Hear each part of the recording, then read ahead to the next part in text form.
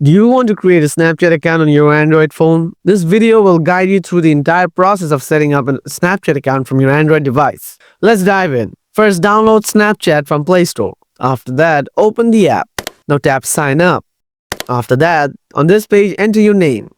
When it's done, tap Continue. Then you can go enter your birthday. After entering one, tap Continue. Now you can choose your username. After choosing, tap Continue. Now set up a password. The password should be at least 8 characters. Try to make a strong password for extra security. After done, tap Continue. Now you will be asked to add an email or phone number.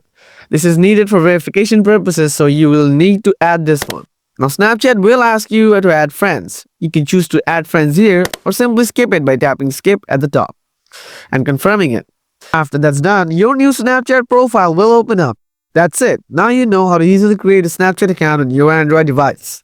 I hope this video helped you out. If it did, don't forget to like and subscribe for more social media tips. See you in the next one.